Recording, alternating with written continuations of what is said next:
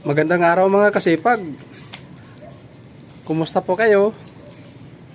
Ngayon mga kasipag, bisitahin natin ang munting pananim ko na pipino na nakatanim lamang sa paso. Ayan mga kasipag, ito na po ang update ng aking munting pananim na pipino. Ayan po.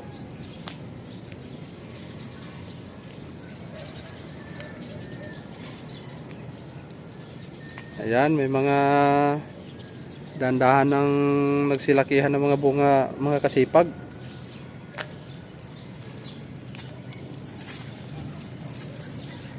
Ayan po.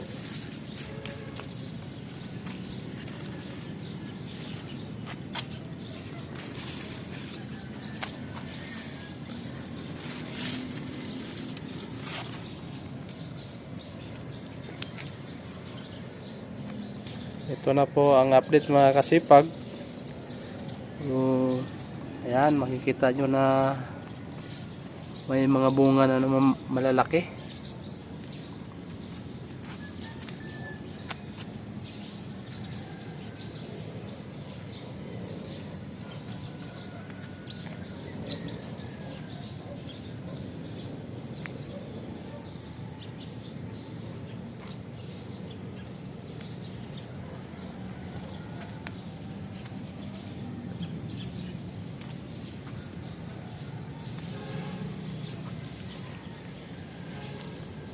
Kahit man ito ay nakapaso lamang mga kasipag, ngunit nagbibigay pa rin ng bunga mga kasipag. Ayan po, makikita nyo ang mga bunga. So, malapit na rin ma-harvest mga kasipag.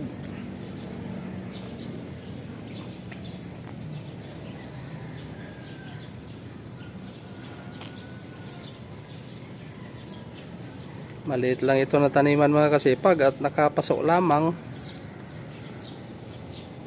Ngunit nakakatuwa rin mga kasipag kasi kahit man ay ito ay nakapaso, nagbibigay pa rin ng bunga.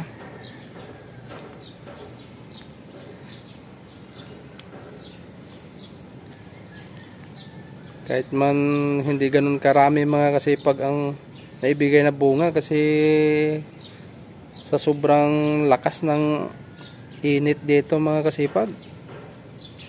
At ito po ay nakatanim sa mga paso at nasa itaas ng building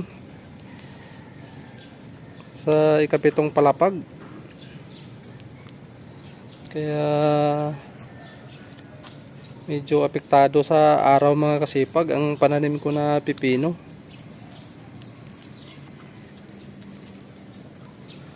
At saka summer kasi ngayon mga kasipag.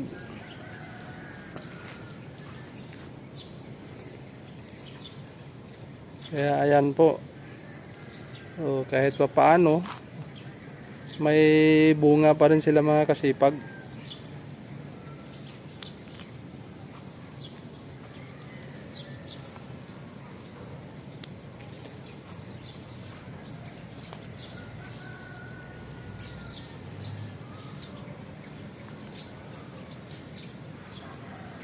Ayan po.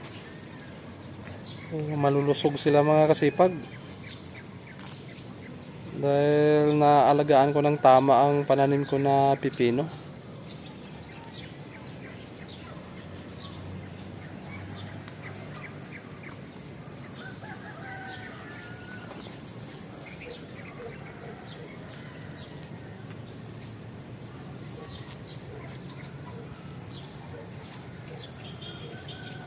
Ayan po mga kasipag, ito ang pipino na nakapaso lamang.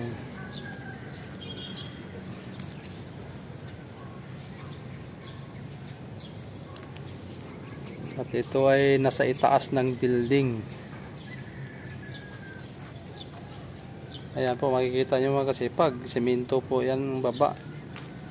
Kaya pag panahon ng tanghali, sobrang init talaga mga kasipag.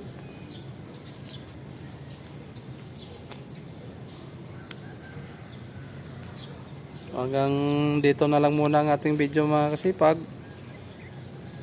Maraming salamat po at abangan nyo muli ang mga susunod pa nating mga update.